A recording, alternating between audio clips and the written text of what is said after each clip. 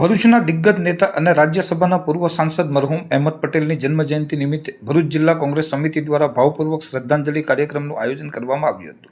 ભરૂચ જિલ્લા કોંગ્રેસ કાર્યાલય ખાતે યોજાયેલ આ કાર્યક્રમમાં જિલ્લા કોંગ્રેસ પ્રમુખ રાજેન્દ્રસિંહ રાણા, શહેર પ્રમુખ સલીમ અમદાવાદી અને ઝુબેર પટેલ સહિત કોંગ્રેસના તમામ અગ્રણી આગેવાનો તેમજ મોટી સંખ્યામાં કાર્યકરો ઉપસ્થિત રહ્યા હતા. આ પ્રસંગે તમામ ઉપસ્થિત નેતાઓએ મરહૂમ અહેમદ પટેલની તસવીર પર પુષ્પાંજલિ અર્પણ કરી તેઓને આદરપૂર્વક યાદ કર્યા હતા. પોતાના સમગ્ર રાજકીય જીવન દરમિયાન કોંગ્રેસ પાર્ટી તેમજ દેશ અને જિલ્લાના વિકાસ માટે અહેમદ પટેલે આપેલ અમૂલ્ય યોગદાનને બિરદાવી ઉપસ્થિત અગ્રણીઓએ તેમના કાર્યો અને સ્મૃતિઓને યાદ તાજા કરી હતી.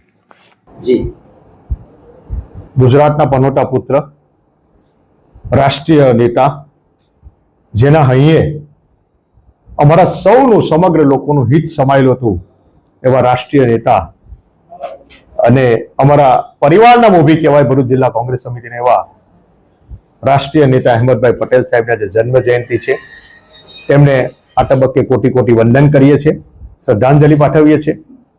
જેના હૈયે ખાલી આમ કહેવાય કે 500 કરોડ કે 1000 કરોડનું ભરૂચમાં સરકારમાંથી કામ કરવાનું છે તો વિરોધ પક્ષ હોય કે કોઈ પણ પાર્ટીનો કે કોઈ પણ મનુષ્ય હોય ભરૂચ જિલ્લાનો એમ કે અહેમદભાઈને કહો એટલે થઈ જશે, એ કામ થઈને રહેતું હતું. એ દિવસો આજે યાદ કરવાના દિવસો છે. એમને કરેલા કાર્યોને યાદ કરવાનો દિવસ છે અને સપનું જોવે ભરૂચના યુવાનો અને એને સફળ બનાવવાનું જે અહેમદભાઈ પૂરું પાડતા હતા એવા અહેમદભાઈ પટેલ સાહેબને દિલથી આજે એમની જન્મ જયંતિ નિમિત્તે કોટી કોટી વંદન કરીએ છીએ.